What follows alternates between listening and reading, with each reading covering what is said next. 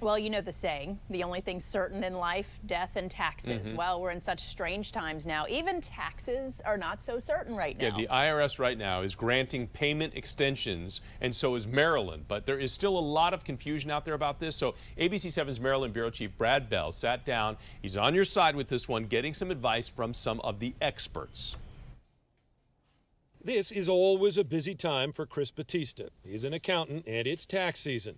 This year, it's a mess. It's a lot of concern, a lot of emails, questions. Some of those concerns were addressed yesterday when the White House ordered the IRS to postpone the April 15th tax deadline for individuals who owe $1 million or less and businesses which owe $10 million or less. That means you can file without worrying about owing anything. Batista stresses you still have to file for a federal extension by the April 15th deadline, but you don't have to mail in a check.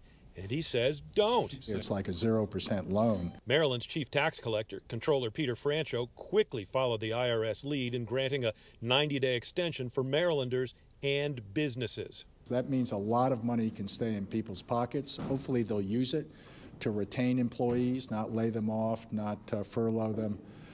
That's what we need. A skeleton crew remains at work in the comptroller's office, and Francho says they are quickly processing refunds. So if the government owes you money, file as soon as possible to get your check.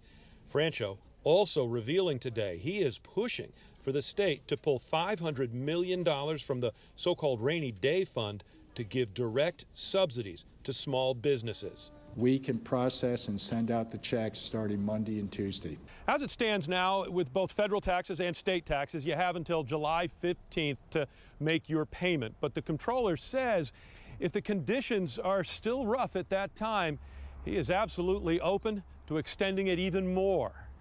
In Annapolis, Brad Bell, ABC 7 News.